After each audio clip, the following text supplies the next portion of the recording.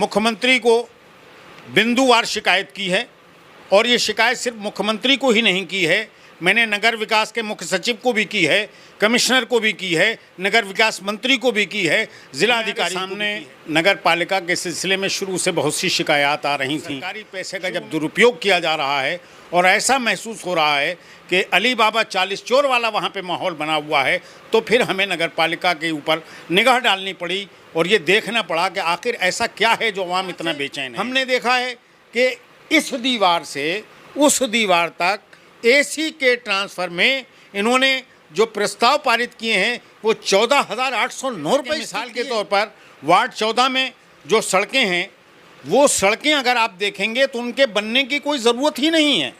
वो सड़कें अपनी जो मौजूदा नौइयत है उसमें मुकम्मल तौर पर बिल्कुल सही हैं, लेकिन चूंकि पैसे का दुरुपयोग करना है तो शहर में ऐसी सड़कों का इंतखाब किया गया, ऐसी सड़कों को चुना गया जो बिल्कुल सही हालत में हैं, उनको एजेंडे में रखकर प्रस्ताव कर दिया गया ताकि उन सड़कों के नाम पर उस पैसे को खाया जा सके। आपने नगर पालिका के संदर्भ में उत्तर प्रदेश के मुख्यमंत्री से शिकायत की है, क्या है पूरा मामला बताएं।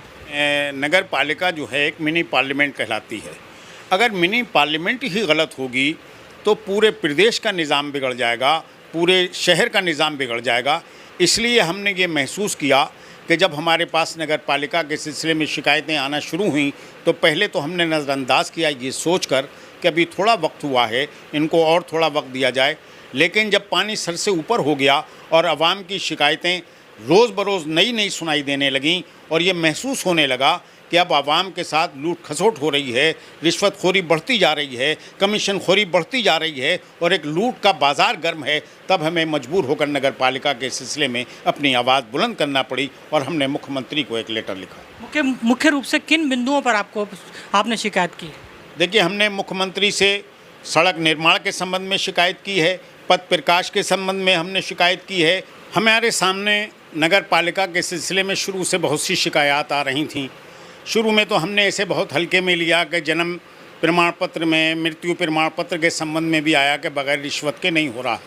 लेकिन जब हमारे कानों में ये बात आई कि वहाँ रिश्वतखोरी, करप्शन और जितना भी वहाँ पे लूट मार मची हुई है जिस तरीके से, और सरकारी पैसे का जब दुरुपयोग किया जा रहा है और ऐसा महसूस हो रहा है कि अली बाबा 40 चोर वाला वहाँ पे माहौल बना हुआ है, तो फिर हमें नगर पालिका के ऊपर निगाह डालनी पड़ी और ये देखना पड़ा कि आखिर ऐसा क्या है जो आवाम इतना बेचैन है।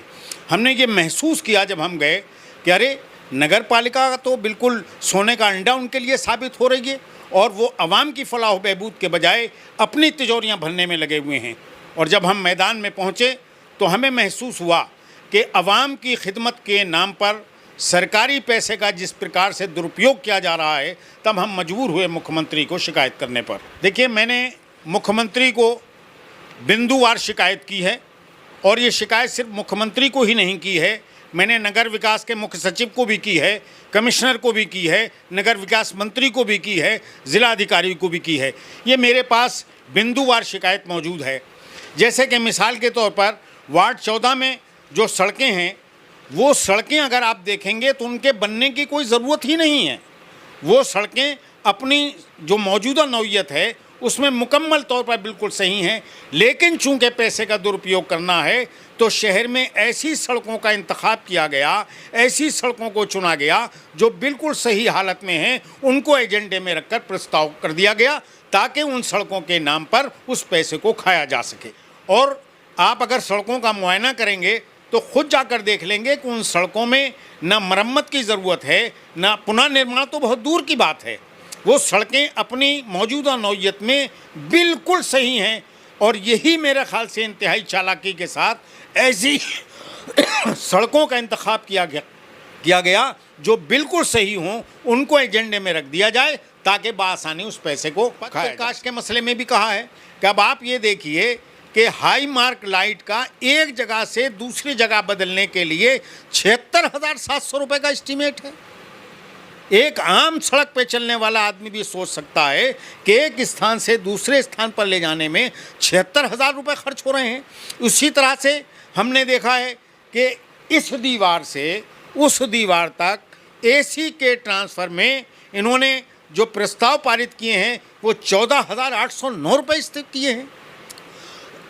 इससे आप अंदाज़ा लगा सकते हैं कि सरकारी पैसे को किस तरीके से लूटा जा रहा है। एक लूट मची हुई है और ऐसा लगता है कंपटीशन चल रहा है कि कौन किस पैसे को किस बेहतर तरीके से लूट सकता है। एजेंडे में प्रस्ताव संख्या 27 में अगर आप देखेंगे तो मतदेय स्थलों पर कुर्सी गब्बे का जो खर्च दिखाया गया है और जो प्रस्ताव में पारित किया गया है, अगर आप एक निगाह उसको देख लेंगे तो आपको साफ तस्वीर नज़र आ जाएगी कि भ्रष्टाचार किस चरम सीमा पर पहुंच चुका है। इसी के साथ साथ मैं आपको बता दूं कि जलकर अभियंता हैं वो, जिसमें एक दिन का जल निकासी का खर्चा 98,825 रुपये प्रतिदिन है।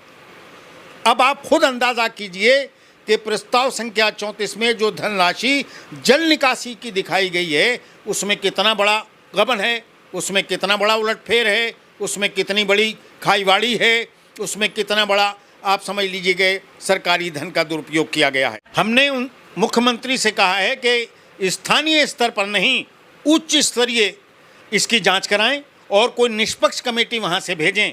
हम ये उम्मीद करते हैं अभी कि हाँ, निष्पक्ष जांच होगी, और यदि निष्पक्ष जांच नहीं होती है तो मैं स्वयं लखनऊ जाकर मुख्य सचिव से भी मिलूंगा, मुख्यमंत्री से भी मिलूंगा और नगर विकास मंत्री से भी व्यक्तिगत रूप से संपर्क करूंगा और इसकी तह तक पहुंचना है।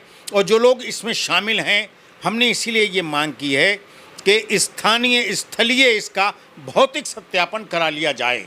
अच्छा, हमने देखा आपके जीपीएस के फ़ोटो भी लगे हैं, वीडियो भी, स्क्रीनशॉट भी हैं, तो ये सारी चीज़ें एविडेंस के साथ भी हैं? हाँ, हमने मुख्यमंत्री को जो शिकायत की है, हमने ये कहा है कि इसका भौतिक स्थलीय मुआयना कराया जाए। हमसे जब मांगा जाएगा इसका प्रमाण तो हम उनको प्रमाण प्रस्तुत कर वो है, ताकि ऐसा ना हो कि कल को ये लोग इस सड़क को खोद कर डाल दें और ये कह दें कि देखिए साहब ये सड़क तो बनने के लायक है। इसलिए हमने ये जीपीएस और ये फोटोग्राफ और वीडियो। एक चीज़ और बता दूं कि मेरे पास टेंडर्स की कॉपी मौजूद है, जो पिछले दिनों में जो लोगों ने टेंडर डाले उस वक्त जो अनक्वालिफाइड टेंडर थे उनको बाद में क्वालिफाइड कर दिया गया। कुछ टेंडर ऐसे हैं कि जब टेंडर ओपन किया जाता है तो इसमें एक फाइनेंशियल होती है और एक टेक्निकल होती है। आप बग़ैर फाइनेंशियल खोले हुए टेंडर को एक्सेप्ट नहीं कर सकते, लेकिन कुछ टेंडरों में फाइनेंशियल नहीं खोली गई और टेक्निकल खोलने के बाद टेंडर को एक्सेप्ट कर लिया गया है। ये मैं आपसे फिर किसी मौके पे बात करूंगा। ये मेरे पास पूरे प्रमाण मौजूद हैं जो मैंने निकलवाए हैं और रिकॉर्ड में मौजूद हैं।